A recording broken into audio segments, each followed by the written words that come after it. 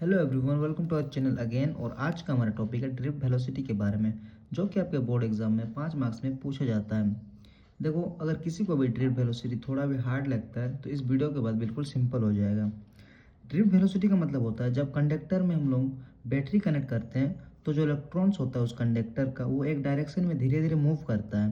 Electrons की इसी average velocity को ड्रिफ्ट वेलोसिटी कहते हैं। जैसे कि आप इस डेफिनेशन में देख सकते हैं कि the average velocity of electron with which it drift towards the positive terminal of battery is called drift velocity। यानी किसी भी कंडक्टर में जब हम लोग बैटरी को कनेक्ट करते हैं तो क्या होता है, जो कंडक्टर में इलेक्ट्रॉन्स रहता है वो पॉजिटिव टर्मिनल की ओर धीरे धीरे मूव करता है, और इसी मूव जो करता है वो एवरेज वेलोसिटी के साथ मूव करता है, तो उसी एवरेज वेलोसिटी को ड्रिफ्ट वेलोसिटी कहा जाता है। इसको और बेहतरीन तरीके से समझेंगे थोड़ा सा बात, ठीक है। इसको आप वीडियो को पूरा देखिएगा तो आपको पूरा क्लियर हो जाएगा। तो अभी देखो, इसको हम लोग डिनोट करते हैं भी, और ये छोटा सा यहाँ पर डी लिखते हैं हम लोग, यानी कि ड्रिफ्ट वेलोसिटी, ठीक है। इसीलिए V D equal to V one plus V two plus V three dot dot dot V N by N. यानी कि जो हम लोग एवरेज वेलोसिटी यहाँ पे निकाल रहे हैं, तो मतलब बहुत सारा जो वेलोसिटी रहता है, मतलब velocity one, velocity two, velocity three, ऐसे करते करते वेलोसिटी एन टर्म तक हो सकता है। उसको डिवाइड कर देंगे हम लोग एन टर्म से, तो हमें एवरेज वेलोसिटी मिलता है, ठीक है। तो एवरेज वेलोसिटी मतलब क्या होता है, मान लो कोई अगर जा रहा है 10, 15, 20, 25, 30 की स्पीड से, कभी तुम 10 गया, कभी 20 गया, कभी 30 गया, कभी 50 गया, तो उसका अगर हम लोग एवरेज निकालते हैं तो क्या करते हैं, उसको एन टर्म से हम लोग डिवाइड कर देते हैं, तो हमें एवरेज मिल जाता है। उसी प्रकार इसमें भी ड्रिफ्ट वेलोसिटी में क्या करते हैं, एवरेज वेलोसिटी को निकालना है हमें, और उसका सब कुछ को हम लोग को एन टर्म से डिवाइड कर देना है। इसके देखो, यहाँ पर डेफिनेशन में ही लिखा है कि the average velocity of electron with which it drift towards the positive terminal of battery is called drift velocity। यानी कि किसी भी कंडक्टर में जब एवरेज वेलोसिटी के साथ जो इलेक्ट्रॉन्स रहता है कंडक्टर के अंदर, वो पॉजिटिव टर्मिनल की ओर धीरे धीरे मूव करता है, उसी मूव करने की गति यानी कि एवरेज वेलोसिटी को ड्रिफ्ट वेलोसिटी कहा जाता है। इसके बाद हम थोड़ा सा एक्सप्रेशन फॉर ड्रिफ्ट वेलोसिटी को देखते हैं, ठीक है। तो अभी देखो, expression for drift velocity, drift velocity का हम लोग अभी एक्सप्रेशन निकालेंगे। इससे क्या होगा, हमें एक फॉर्मूला मिलेगा जिससे हम लोग एवरेज वेलोसिटी को निकाल पाएंगे इजीली। देखो, जैसे कि अभी आपको और भी बेहतरीन तरीके से जो मैंने आपको बताया था, मतलब डेफिनेशन में, वो आप और क्लियरली समझ पाओगे। देखो, ये कंडक्टर है, ये हमारा एक कंडक्टर या वायर का टुकड़ा है। कोई भी कंडक्टर मतलब कुछ ऐसा चीज़ जिसमें से हम लोग करंट आर पार हो सकता है। जैसे कोई भी वायर हो सकता है, कोई भी आयरन का टुकड़ा हो सकता है, जिससे मतलब करंट क्या होता है, आर पार होता है। कोई भी दरवाजा या लकड़ी का चीज़ नहीं होगा, क्योंकि उसमें करंट आर पार नहीं हो सकता।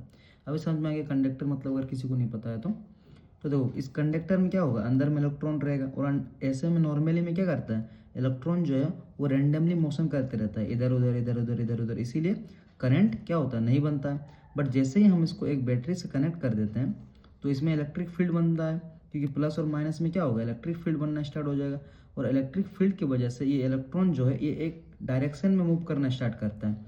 क्योंकि देखो, इलेक्ट्रॉन में क्या होता है, नेगेटिव चार्ज होता है, और बैटरी में एक पॉजिटिव होता है, एक नेगेटिव होता है, बट इलेक्ट्रॉन में सिर्फ नेगेटिव होता है। तो नेगेटिव चीज पॉजिटिव की ओर अट्रैक्ट होता है, तो इलेक्ट्रॉन्स क्या करता है, रैंडम मोशन छोड़ के जैसे ही बैटरी से कनेक्ट कर देंगे, वो धीरे धीरे एक डायरेक्शन में मूव करना स्टार्ट करेगा। तो ये नेगेटिव है, तो पॉजिटिव टर्मिनल को धीरे धीरे स्टार्ट करेगा, क्योंकि पॉजिटिव और नेगेटिव में क्या होगा, अट्रैक्शन होगा। तो जैसे ये धीरे धीरे वेलोसिटी के साथ, तो अगर ये मूव करेगा तो कोई ना कोई तो वेलोसिटी के साथ ही मूव करेगा, तो उसी एवरेज वेलोसिटी को ड्रिफ्ट वेलोसिटी कहा जाता है। यानी कि जब भी कोई भी कंडक्टर के अंदर इलेक्ट्रॉन क्या करता है, धीरे धीरे मूव करता है पॉजिटिव टर्मिनल की ओर, तो उसी वेलोसिटी को ड्रिफ्ट वेलोसिटी कहा जाता है, और कुछ नहीं है। जब किसी भी हम कंडक्टर को किसी बैटरी के साथ कनेक्ट कर देते हैं तो वो एक एवरेज वेलोसिटी के साथ पॉजिटिव टर्मिनल की ओर मूव करता है, और इसी को ड्रिफ्ट वेलोसिटी कहा जाता है, ठीक है। तो देखो क्या किए हैं अभी हम लोग इसमें, मतलब फोटो में क्या क्या किए हैं हमारे पिक्चर में, इसी को अगर हम लोग कंसीडर करेंगे तो कैसे लिखना है, let us consider a conductor having an number of electrons is connected with battery. यानी कि हम लोग एक कंडक्टर लेते हैं जिसमें बहुत सारे इलेक्ट्रॉन हैं, और इसको हम लोग एक बैटरी के साथ कनेक्ट कर देते हैं, तो क्या होता है, और पोटेंशियल डिफरेंस भी एज सोन इन फिगर। यानी कि इस बैटरी का पोटेंशियल डिफरेंस भी होगा, यहाँ पर कुछ ना कुछ तो पोटेंशियल डिफरेंस आएगा ही। तो ऐसे करके आपको भी एग्जाम में लिखना है एज इट इज़, जैसे मैंने लिखा है। इसको एक पिक्चर बनाना है, ऐसा फोटो, और जो क्या करना है उसको कंसीडर करना है। उसके बाद देखो क्या करना है, देन देखो क्या करना है हमें। नाउ अभी क्या हो रहा है, force applied by electric field on free electron, यानी कि अभी क्या करेगा, इलेक्ट्रिक फील्ड इलेक्ट्रॉन पर फोर्स लगाता है, ठीक है। यानी कि इलेक्ट्रिक फील्ड जो है वो क्या करेगा, अभी इलेक्ट्रॉन्स जो है फ्री इलेक्ट्रॉन्स उस पर फोर्स लगाएगा। तो फोर्स लगाने पर क्या होगा, हमें पता है E equal to F by Q naught होता है। तो अगर फोर्स लगेगा तो F इक्वल टू ई, यानी कि इलेक्ट्रिक फील्ड इंटू जो इलेक्ट्रॉन्स है वो सबको इंटू करना पड़ेगा, ठीक है, इस फॉर्मूला की वजह से। क्योंकि देखो F यहाँ पर है तो क्यू नोट इधर आ जाएगा, तो E के इंटू में क्यू नोट हो जाएगा, और क्यू नोट की जगह पर हम लोग ने इलेक्ट्रॉन्स को रखा है। तो F इक्वल टू हमें पता है, F इक्वल टू क्या होता है, एम ए होता है। तो F equal to M A लिख सकते हैं हम लोग। तो E के जगह पे, सॉरी इलेक्ट्रॉन्स की जगह पे इलेक्ट्रॉन्स, इसके तो इलेक्ट्रॉन्स में माइनस चार्ज होता है तो आगे में माइनस दे दिए हैं, एंड इलेक्ट्रिक फील्ड क्या, इलेक्ट्रिक फील्ड। उसके बाद देखो क्या करना है, फिर देखो क्या हो रहा है। देखो यहाँ पर एम ए था तो एम को हम लोग इधर डिवाइड में लेके आ गए, क्योंकि इधर में एम जो था वो N2 पे था, तो N2 पे था, उसको हम लोग डिवाइड पे लेके आराम से आ सकते हैं, और इसको हम लोग इक्वेशन 1 लिख दिए। तो अभी हमारा इक्वेशन क्या बना है, a equal to minus e electric field by m, ये हमारा पहला इक्वेशन है, ठीक है। उसके बाद देखो now drift velocity, drift velocity का फॉर्मूला हमें पता है, V D equal to V one plus V two dot dot dot V N by N, ये हमारा इक्वेशन 2 हो जाता है, ठीक है। अभी देखो since v equal to U plus A T, ये जो है ये हमको पता है, ये formula v equal to U plus A T, ये जो इक्वेशन ऑफ मोशन का फॉर्मूला होता है v equal to U plus A T, ठीक है। ये फर्स्ट इक्वेशन ऑफ मोशन है। तो v equal to U plus A T हमें जो फॉर्मूला पता है, तो ये देखो v1 v2 ऐसे करते करते vn तक हमें पता है, और v का फॉर्मूला ये होता है। तो v1 में क्या हो जाएगा, v1 equal to u1 plus a1 फिर t1, तो v2 equal to u2 plus a t2, vn equal to un plus a into tn। यानी कि देखो इसमें u जो है ये इनिशियल वेलोसिटी है, और एक्सलरेशन कभी भी चेंज नहीं होगा इसमें, ठीक है। और टाइम चेंज होगा t1 t2 tn, but acceleration कभी भी चेंज इसमें नहीं होने वाला है। खाली इनिशियल वेलोसिटी आपका चेंज होगा और टाइम चेंज हो सकता है, एक्सलरेशन चेंज इसमें नहीं होगा, क्योंकि एक समान गति से इलेक्ट्रॉन जो है मूव करता है। तो हमें v1 v2 vn इस मतलब इस फॉर्मूला को देखो, v1 मिल गया हमें, v2 मिल गया, vn भी मिल गया है, सब कुछ मिल चुका है। तो अभी हम लोग आराम से ड्रिफ्ट वेलोसिटी के फॉर्मूला को निकाल सकते हैं। तो अभी देखो क्या करना है, देन देखो क्या करना है, putting this value on equation 2, यानी कि ये जितना भी इक्वेशन हम लोगों ने निकाला 1 2 3, इसको हम लोग इक्वेशन 2 पर पुट करना है, डालना है। इक्वेशन 2 हमारे क्या था, ड्रिफ्ट वेलोसिटी का फॉर्मूला था, we D equal to V one plus V two dot dot V N by N, ठीक है। तो देखो वी डी का वी डी लिख दिए हैं, उसके बाद V one plus V two dot dot dot V N था। तो वी वन का फॉर्मूला क्या है, यहाँ पर देखो वी वन का फॉर्मूला क्या है हमारा equation, u one plus a into t one, तो u one plus a into t one लिख दिए हैं। फिर वी टू का लिखना है प्लस, इनको जोड़ना है सबको, ठीक है। तो इनको जोड़ दिए हैं। उसके बाद वी टू का क्या था, यू टू प्लस ए टी टू, तो यू टू प्लस ए t two dot dot dot. उसके बाद क्या करना है, हमें यू एन का लिखना है, वी एन का क्या है यू एन, तो इसमें भी U N plus A T N लिख दिए हैं, इस सबको डिवाइड कर दिए हैं एन से। उसके बाद देखो वी डी इक्वल टू, यहाँ पर देखो U one U two you N, ये सबको एक तरफ लेके आ गए, U one plus you two plus you N, plus बचा क्या क्या, सिर्फ देखो यू सबको हम लोग एक तरफ कॉमन ले लिए हैं, u one plus you two you n तक। फिर बचा देखो यहाँ पर क्या है, a t one a t two और ए टी एन, तो a t one a t two a T n यहाँ पर लिख दिए, डिवाइड में एन था, एन पहले से लिख दिए हैं आराम से, ठीक है।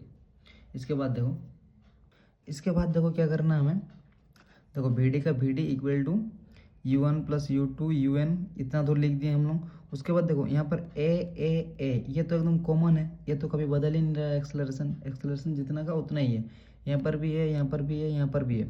तो ए को हम लोगों ने कॉमन ले लिया है। उसके बाद बचा क्या क्या, t one t two t n, तो t one t two t n ये सबको लिख दिए और डिवाइड में एन कर दिए, ठीक है। क्योंकि इधर है ना तो इधर भी एन करना पड़ेगा इक्वल करने के लिए।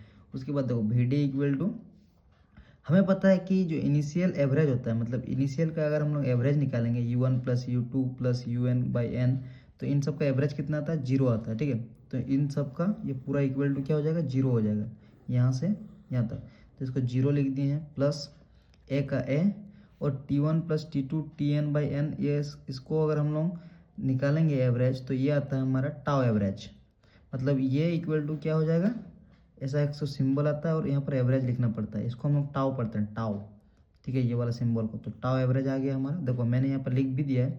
यहाँ पर 0 क्यों आया, क्योंकि यू एवरेज इक्वल टू 0 होता है, और T1 T2 Tn by N क्या होता है, टाउ एवरेज होता है। तो यहाँ पर टाउ एवरेज लिख सकते हैं।